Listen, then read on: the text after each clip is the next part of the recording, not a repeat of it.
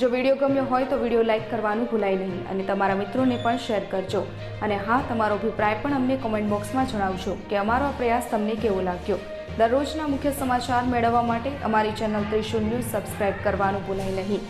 જો આ વિડીયો તમે ફેસબુકમાં જોઈ રહ્યા છો તો વિડીયો લાઇક કરી દેજો અને હા, સાથે સાથે અમારા ત્રિશુલ ન્યૂઝ પેજને પણ લાઇક કરી દેજો.